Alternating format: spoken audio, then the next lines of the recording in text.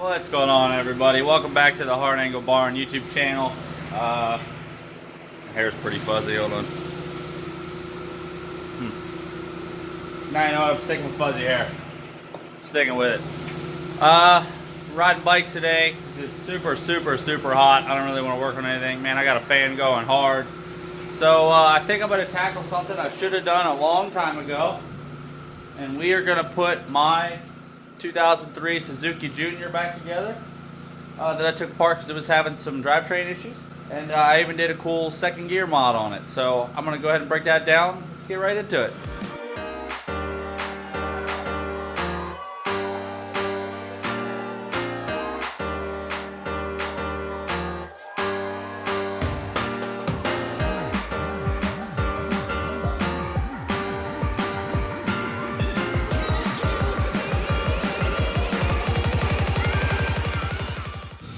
So I gotta remember how the bottom end of this JR motor goes back together, but I want to talk about the mod that I did. You can obviously see the stock transmission is a 2-speed, but in the stock configuration you only push the shifter down to go to first gear, which is actually second gear in this transmission.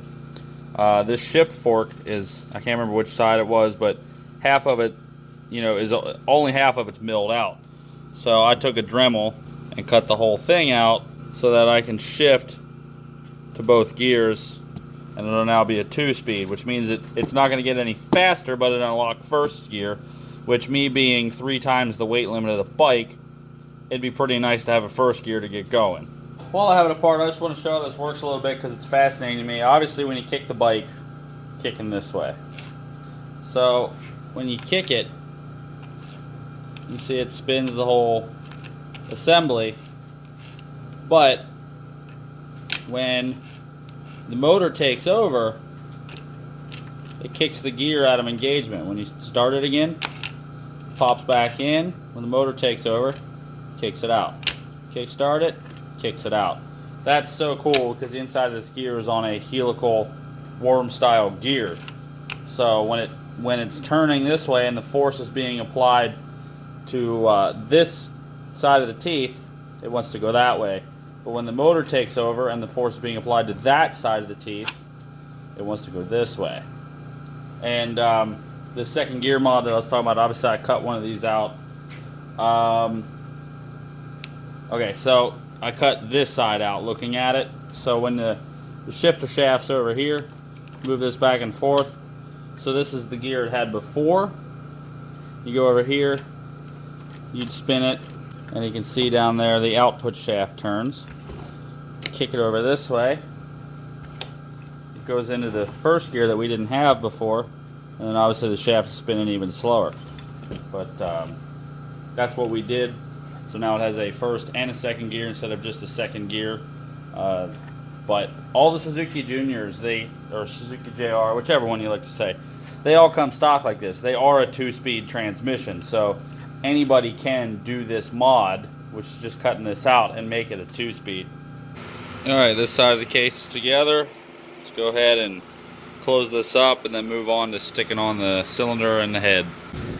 Well, I was being a little rough and I broke one of the piston rings, so I ordered some new ones and resume this in like a week.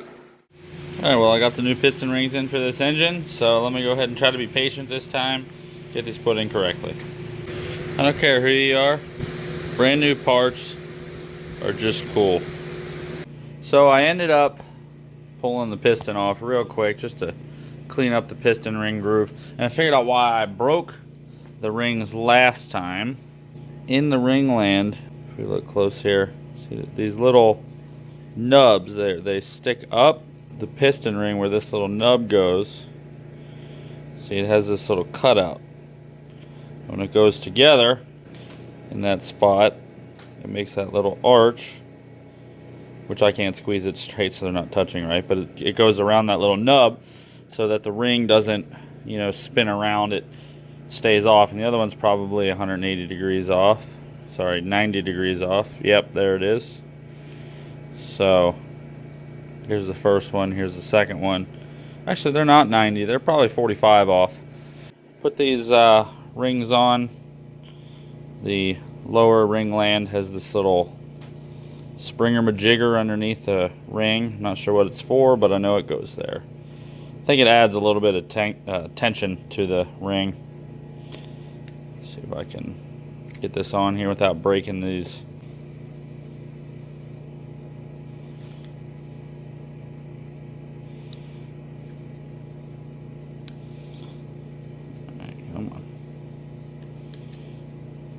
Okay, so I gotta make sure it's right there, otherwise it won't be small enough to go in the bore. That's why I broke them the first time. I didn't know that was there. I'm gonna go ahead and be honest and admit my mistake. Whoa, hit the tripod. So anyway, that one has to be right there, and then it'll go on.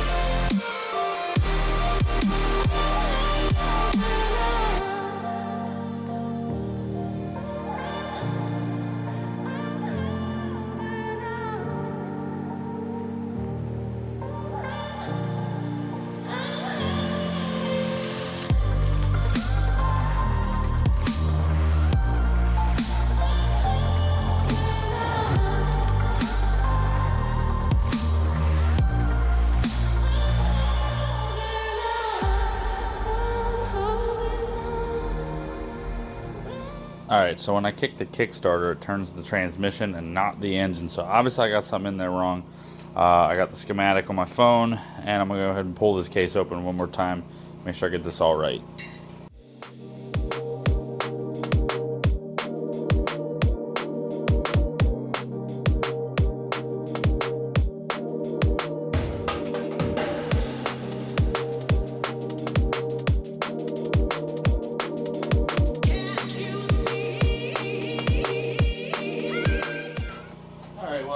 Actually a really simple fix. Took all of it apart and it was a complete waste of time because I forgot the gears that I have to put on are down in the case where you have to split it, not below the clutch cover.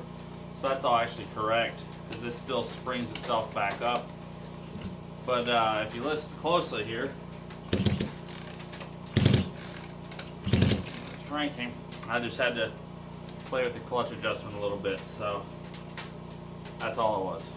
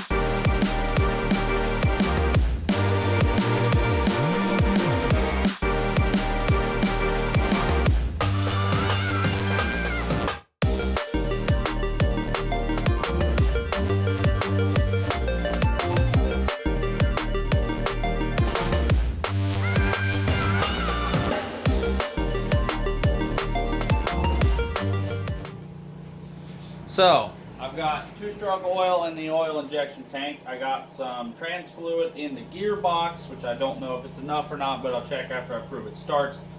And I got gas in the gas tank with a little bit of extra oil in it because it is brand new piston rings. And I got plenty on the floor for good measure.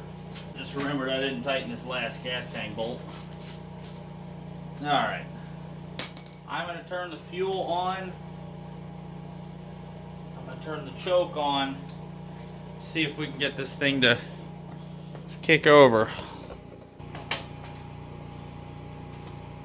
Well,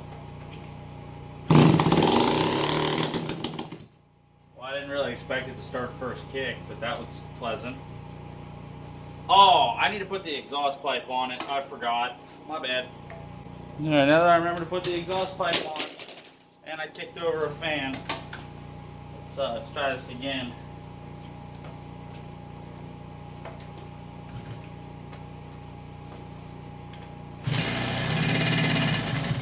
Why does it die right away? Oh, the carburetor's probably empty.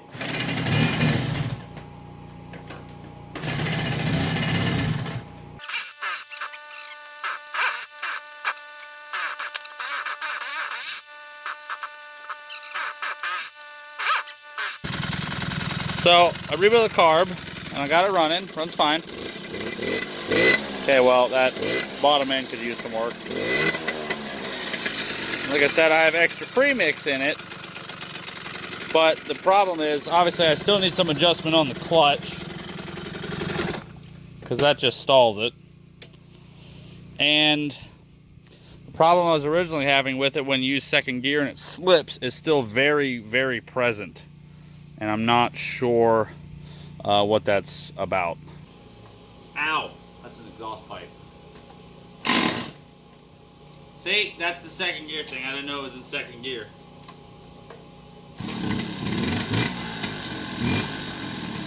So, as you just heard, if I put it in second gear, it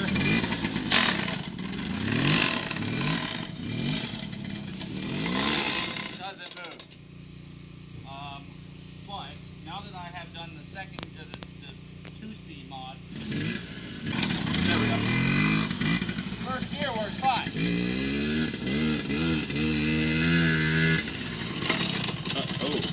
Saved it. So,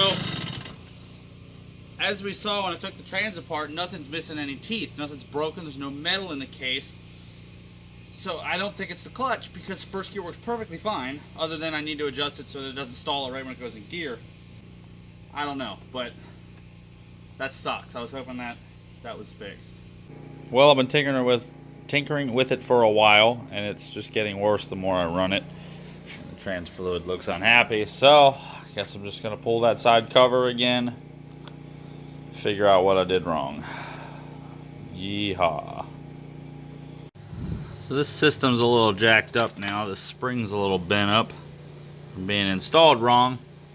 But from my understanding, this little bearing here, this sits in this notch, and then when you kick it over, obviously it pushes this thing out and it engages the clutch, because the auto clutch is supposed to be disengaged in its resting position. The reason it's engaged all the time is because I had this installed wrong, so it's always forcing it to be locked up. What happened is I didn't take this pin out, so I need to take that pin out, get this sat in, and then I need to preload the Kickstarter one turn until this pops into place, and this lever, or this little cutout, is past this pin. I'll put the pin in, and then it'll snap into place. It can't turn any farther. The spring in there is going to, pinch it up against that, and then it always stays in its resting position, as it doesn't do now. So I think I understand this. Let's go ahead and put it back together, even with the ripped gasket, because I wasn't careful.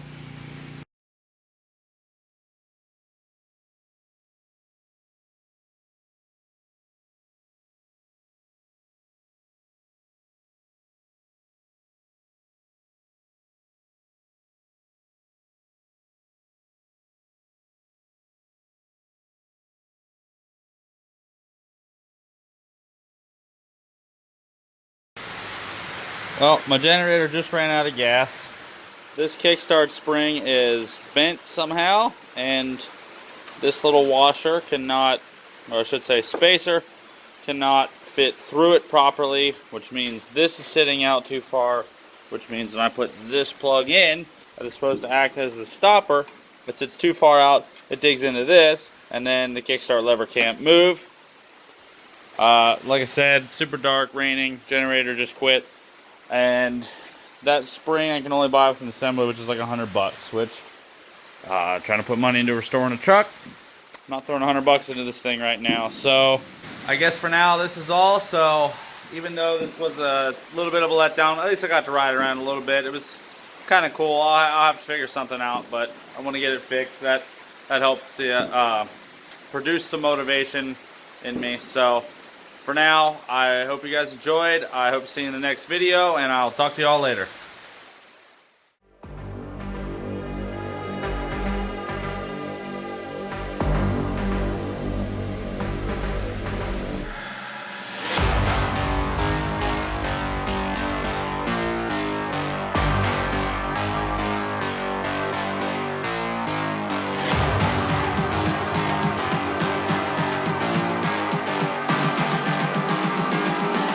Calling to say I